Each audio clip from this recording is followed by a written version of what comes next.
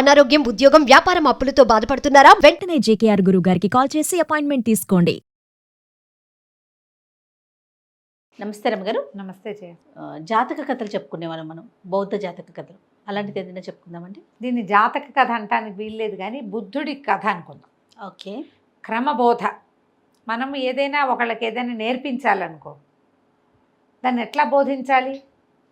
ఒక పద్ధతి ప్రకారం కదా. కదా, పద్ధతి ప్రకారం బోధించామనుకోండి, ఒక ఏమంటారు ఉదాహరణతోటి కదా. అవును, అలా బోధించాలి. ఒక వినూత్నమైన ఒక క్రమంగా బోధించాలి. ఆ క్రమబోధ కథ ఇది. బుద్ధ భగవానుడు దీక్ష తీసుకున్న తర్వాత కొంతకాలంలో జేతవనం వైపుకి వెళ్తూ ఉండేవాడట. ఆ వనానికి దగ్గరలో పెద్ద, ఇది వనం అంటే ఇది జనాలంతా తిరగలిగేది. దాన్ని ఆనుకుని చాలా పెద్ద అడవి ఉండేదట. ఈ అడవిలో ఒక సవరవాడు ఉండేవాడు. సవర అంటే అదొక జాతి, బోయల్లాగానే అదొక సవర జాతి. వీడికి వేట అంటే మహాపిచ్చి. సాధారణంగా ఈ సవర జాతుల వాళ్ళకి వేట అవసరంగా ఉంటుంది ఆహారానికి. వీడిది ఆహారపు కాదు, సరదా. దొరికినట్టు చంపేయటం, చంపటం అంటే వాడికి ఆసక్తి. కొంతమంది అలా ఉంటారు. అవునవును. హింస. ఆహారం కోసం ఒక లేడీని కొట్టి వెళ్ళిపోవటం కాదు. ఆ వెళ్ళిపోతుంటే వాడికి ఇంకేదైనా నక్కోటి ఎక్కువ కనపడేది, నక్కని కొట్టడం ఎందుకు, నక్కని కూడా కొడతాడు వాడు. దాన్ని ఏం తిండు, చంపుతాడు. పులి దాని దారిని అది పోతుంది, అయినా కూడా వీడు చంపుతాడు. చంపడం అనేది వాడి ప్రవృత్తి. పైగా ఈ అడవిలో నన్ను మించిన వేటగాడలేడని చాలా ప్రగల్భాలు గొప్పలు ఉండేవి. ఈయన వాడు అలా మాట్లాడుతున్నప్పుడు చూశాడు, వాడి గురించి విన్నాడు. వాడిని మార్చాలని ఉంది ఆయనకి. అహింస. నువ్వు ఆహారం కోసం చంపచ్చు, తప్పదు, ఇక నీకు జీవిక లేదు కాబట్టి. ఎందుకు వృధాగా చంపాలి? దాన్ని జీవించే హక్కును పాడు చేయడానికి నువ్వెవడివి? అలా అనిపించేది. అయితే ఏం చేశాడు ఈయన, వాడికి సరిగ్గా బోధించాలని ఒకనాడు, బుద్ధుడి పద్ధతే వేరు, అచ్చు సవరవాడిలాగానే తయారయ్యట ఆయన. బుద్ధుడు ఇలా చేశాడా అని నన్ను అడగండి, ఈ కథలో ఉంది చెప్తున్నా, అంతే. చేసుంటాడు, మనకు తెలియదు. ఏవో కొన్నే తెలుస్తాయి మనకి, అంతే కదండి. సరే, అయితే ఈ కొత్త సవరవాడిని చూసేసరికల్లా మన ఒరిజినల్ సవర ఆశ్చర్యపోయాడు. ఎవరు నువ్వు, ఏమిటి ఇట ఉన్నావు, నాలాగా ఉన్నావు అని అడిగాడు. నా పేరు సవర, నేను ఇక్కడ వేటాడతాను అన్నాడు. అని నా పేరే సవర, నా పేరే పెట్టుకున్నావు, అయినా సరే నువ్వు నాకంటే పెద్దగా వేటాడలేవన్నాడు. కొత్త సవరవాడు అన్నాడు, అలా కాదు, బ్రహ్మాండంగా వేటాడతా, మన ఇద్దరం పందెం పెట్టుకుందాం, పరిగెత్తే లేడీని కొట్టగలవా అని పాత సవరవాడు అడిగాడు. కొత్త సవరనాడు, ఒక్క లేడేంటి, 100 కొద్ది లేళ్ళని కొట్టగలను ఒక్క బాణంతో, నేను ఒక్క బాణంతో 100 కొడతా అనేసరికల్లా, ఏంటంటే మాటలు కానీ ప్రగల్భాలకేముంది, కొట్టి చూపించన్నాడు. చూపించంటే సరే, లేళ్ల మంద వైపుకి 2 సవరవాళ్ళు నడిచిపోయారు. ఆ లేళ్ళు ఇతను కనపడ్డాయి. ఎప్పుడు అతను అన్ని లేళ్ళని చూడలే, గుంపుగా వస్తున్నాయి.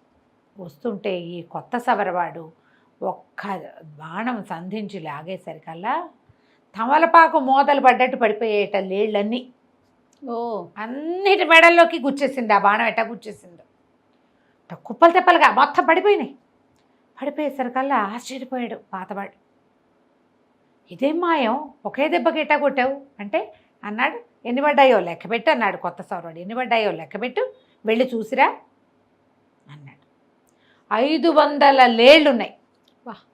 500 లేళ్ళని కొట్టేశాడు ఒకే దెబ్బకి. ఈయన అరిచాడు, వచ్చేటప్పుడు ఒక లేడిని తెచ్చుకో, ఒక్క లేడిని తీసుకురా, నీ ఆహారానికైనా ఉంటుంది, నీకు కావాలి కదా. ఇప్పుడు ఈ లేళ్ళన్నీ వీళ్ళు అట్టపెట్టుకోలేరు. ఒక లేడిని కాల్చుకొని 2 రోజులు 3 రోజులు తింటారు. మళ్ళీ అవతలెల్లుండికి మళ్ళీ కొట్టుకోవాలి. ఈ పాతదాన్ని 3 నక్కల్లాగా దాచుకుని మనుషులు తినలేరు, పాడైపోతుంది. అవును. అయితే ఆ లేళ్ళని చూస్తుంటే వాడి కడుపులో దేవేసింది. ఎన్ని 100 లేళ్ళు అన్నా జీవితంలో చూడలేదే ఒకేసారి. 30 ఏళ్ళుగా తిరుగుతున్నాను అడవిలో నేను. 3, 4, 5, 6 కనపడతాయి, 10 కనిపిస్తాయి, 100లా? ఇన్ని 100ని ఒక్క దెబ్బకి కొట్టటమా? సరే, ఏమనుకున్నాడు, ఒక లేడి పడిపోయిన లేడిని లేవనెత్తపోయాడు. ఎత్తలేపోయాడు. అది బరువుగా ఉందనుకుని ఇంకో దాన్ని ఎత్తాడు, లేవల. ఆశ్చర్యపోయాడు. చచ్చిన ఏనుగుని కూడా ఈడ్చగలిగిన వాడిని నేను, లేడిని ఎత్తలేకపోతున్నానేమిటి? ఒక్క లేడిని కూడా తెచ్చుకోలేకపోయాడు, మొయ్యలేకపోయాడు. లేవది అసలు, ఇట్లా లేవందే అది పైకి లేవందే, ఇక చేసేదేముంది? మరి తట్టిందమ్మో, ఈయనెవరో మహానుభావుడు, ఈ ఇన్నిటిని కొట్టాడంటే మామూలు విషయం కాదు ఇదని పరిగెత్తుకుంటూ వెళ్ళి కాళ్ళ మీద పడ్డాడు. అయ్యా, ఈ అమానుషమైన చర్య ఏమిటి? మానవులు చేయగలిగేది కాదు. నువ్వెవరో నాకు తెలియదు. ఏమిటి ఈ కిటుకు? ఎట్లా కొట్టగలిగావు? నువ్వు వీటన్నిటిని ఎట్లా కొట్టావు? ఏమిటనేసరికల్లా ఆ కిటుకు నీకు కూడా చెప్తాను, నేను చెప్పినట్టు చేస్తే అన్నాడు బుద్ధుడు. కొత్త సవరవాడి వేషంలో ఉన్న బుద్ధ భగవానుడు ఆవిడు చేస్తానన్నాడు. సరే, ఇవాళ నుంచి 1 నెల రోజుల పాటు వేటాడద్దు, మాంసం తినద్దు. ఓ 1 నెల రోజులు నువ్వు వేట ఆడకూడదు, మాంసం తినకూడదు. ఎట్లా బతుకుతానయ్యా అన్నాడు. నువ్వు ఎట్లాగైనా బతుకు. చెట్ల మీద కాయలు ఉంటాయి, నేల కింద దుంపలు ఉంటాయి. దుంపల్ల పీక్కో, చెట్ల మీద కాయలు కోసుకో, కాయ పండు కసరు తిను, తేనె తాగు. మాంసం మాత్రం ముట్టకూడదు. 1 నెల రోజులు ఉన్నావంటే ఈ కిటుకు నీకు చెప్తానన్నాడు. 2-3 రోజులు అల్లాడిపోయాడు సవరవాడు. సరే, నేను ఒప్పుకున్నందుకు. ఆహారం నోటి పోట్ల, కాయ కసరు నోటికి వెళ్ళదు, గడ్డి తిన్నట్టు ఉంటుంది. మెల్లిగా అలవాటైంది. రకరకాల దుంపల్ని వేయించుకుని, కాల్చుకుని, ఉడకబెట్టుకుని పచ్చిగా తింటని తెలుసుకున్నాడు. రోజులు గడిచే కొద్దికి మాంసం లేకపోయినా హాయిగా ఉండొచ్చు అని అర్థమైంది. ఇదివరకట్లాగా మాంసం తింటే ఉన్న బరువు లేదు ఒళ్ళు, ఇంకా ఏదో కావాలనిపించే ధోరణి లేదు.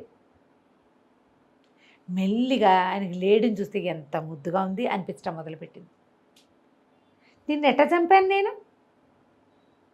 తల్లి పిల్ల వెళ్తూ ఉంటే తన పెళ్ళాము బిడ్డ వెళ్తున్నట్టు కనబడుతున్నాయి లేళ్ళని చూస్తుంటే. దీన్ని ఎంత చంపేశాను నేను? ఎన్నిసార్లు చంపి తిన్నాను? ఇప్పుడు ఏమిటి, నేనేం చేయలేకపోతున్నాను, నాకేం చేయబుద్ధి కావట్లేదు. 1 నెల రోజుల పాటు పూర్తి శాకాహారిగా మారిపోయాడు సవరవాడు. 1 నెల తర్వాత ఆయన దగ్గరికి వెళ్ళాడు. అయ్యా, నాకు ఆ కిటుకొద్దు. ఒకేసారి ఒక్క లేడిని చంపితేనే పాపం అనిపిస్తుంది. 100 లేళ్లని పొట్టను పెట్టుకునే విద్య నాకు అసలు అక్కర్లా. నేను అసలు వేటాడిని ఇంకా వద్దు నాకు వేట. వీటితోటే తింటా. ఏదైనా దున్నుకొని మొక్కలు పెట్టుకుని బతుకుతా. కుటుంబాన్ని కూడా అటగే బతికించుకుంటా. కానీ నాకు ఒకటి అర్థం కాలేదయ్యా, నేను ఎంత బరువైనా ఎత్తగలను.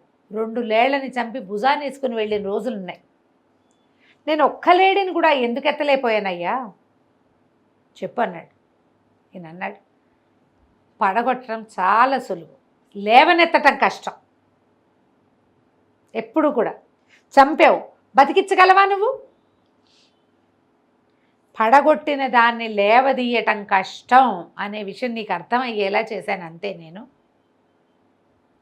అందులో ఉన్న నా ప్రజ్ఞ కాదు, ఆ కష్టం ఏమిటో నీకు అర్థం అవ్వాలని అలా చేశాను అంతే. నేను చంపిన ఒట్టి పుణ్యానికి చంపేసిన జంతువులు బతికొస్తాయా? వాటి కూడా నాలాగానే జవసత్వాలతో నేల మీద తిరిగే అవకాశం ఉంది కదా, నేను పాడు చేశాను దాన్ని అనే భావం కలగాలి నీకు. ఓకే. ప్రాణం తీయడం సులువు, పోయడం కష్టం. దేన్నైనా పడగొట్టడం సులువు, లేవనెత్తటమే కష్టం. చంపితే కానీ మన కడుపు నిండదు అనే పరిస్థితి వస్తే చంపాలి. కడుపు నిండే అవకాశం ఉన్నప్పుడు చంపద్దు అసలు. అహింస పరమో ధర్మ అన్నారు. హింస మానేయమని కాదు, చెయ్యకుండా ఉండు సాధ్యమైనంత వరకు. అవసరమైతే నీ మీదకే వచ్చింది కత్తి, తప్పదు. అప్పుడు అహింస పరమో ధర్మ అని దండం పెట్టలేవు నువ్వు. వాడు కత్తుచ్చుకుని నీ మీద పడితే నువ్వు కొట్టాల్సిందే వాడిని, అంతే. అప్పుడు హింసే, అప్పుడు తప్పదు. జంతువు కూడా తనకు ఆకలేయందే వేటాడదు కదా సింహం. అస్సలు. మన మనుషులు కూడా అలాగే ఉండాలని బోధించాడు.